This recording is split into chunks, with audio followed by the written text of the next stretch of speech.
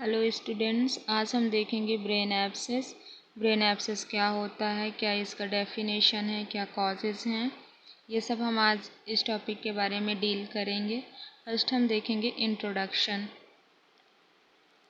A brain abscess is a bacterial brain infection also known as cerebral abscess. जो brain abscess होता है bacterial infection होता है, जिस सेरिब्रल एब्सेस के नाम से भी जाना जाता है। In this condition first bacteria cause infection in brain. इसमें क्या होता है, जो बैक्टीरिया होता है वो ब्रेन में इन्फेक्शन कॉज करता है, ठीक है, जिससे ब्रेन एब्सेस होता है। देखेंगे आप definition. A brain abscess is a collection of pus enclosed in the brain tissues caused by bacterial or fungal infection। Brain abscess क्या होता है, बैक्टीरियल और फंगल इन्फेक्शन के कारण जो ब्रेन टिश्यूज़ होते हैं उसमें पस कलेक्शन होने लग जाता है, जिसे हम बोलते हैं ब्रेन एब्सेस। फिर हम देखते हैं ईटियोलॉजी, क्या क्या इसके कॉजेज है जिसकी वजह से ब्रेन एब्सेस हो सकता है। मेस्टोडाइटिस हो सकता है, मेस्टोइड में इन्फ्लामेशन जैसे हो सकते हैं, स्कल फ्रैक्चर, पल्मोनरी इन्फेक्शन की वजह से हो सकता है, head injury, reduction of body immunity, leukaemia और ट्यूबरकुलोसिस की वजह से भी ये कॉज हो सकता है ब्रेन एब्सेस। अब हम देखते हैं कॉजेटिव ऑर्गेनिज्म कौन कौन से हैं जिसकी वजह से ये ब्रेन एब्सेस होता है, ठीक है। फर्स्ट है staphylococcus, Streptococcus, E coli, HIV, toxoplasma और एमोबियासिस। इसके वजह से भी ये बैक्टीरियल इन्फेक्शन है जिसकी वजह से कॉज होता है, ठीक है। अब हम देखते हैं पैथोफिजियोलॉजी।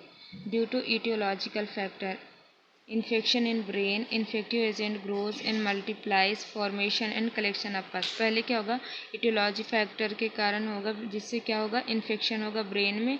उसकी वजह से जो भी इन्फेक्टिव एजेंट है वो ग्रोज करने लगेंगे ब्रेन के टिश्यूज़ में और पस का कलेक्शन होने लग जाएगा, जिससे क्या होगा, hematological spreading of infective agent to the gums, lungs, tongue and heart. इसके वजह से स्प्रेड होने लग जाएगा, कहाँ, गम्स में, लंग्स और टंग और हार्ट में। अब देखते हैं क्लिनिकल मैनिफेस्टेशन, क्या क्या साइन सिम्टम्स हो सकते हैं। फ्रंटल लोब में अफेजिया, अफेजिया मतलब बोलने में प्रॉब्लम होगी।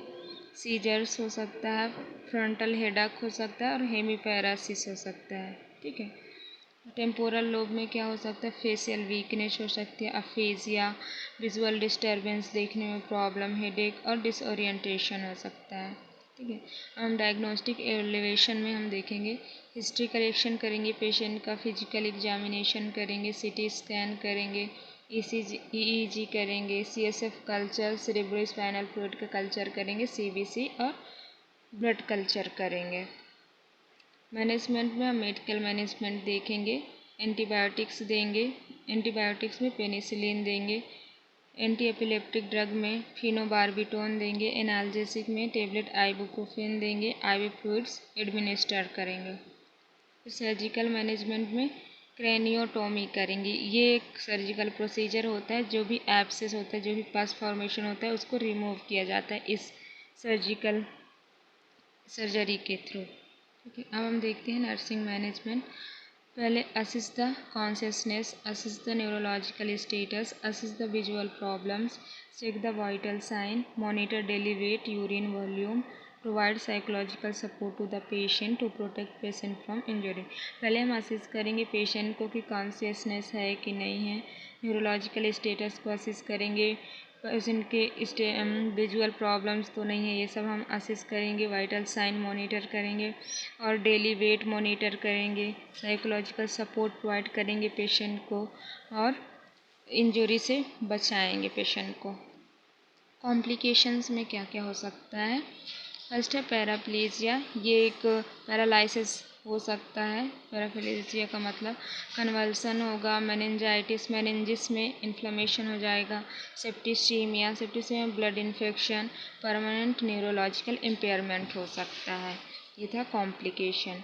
Thank you class. अगर कोई भी आपको डाउट है तो आप पूछ सकते हैं कमेंट बॉक्स में।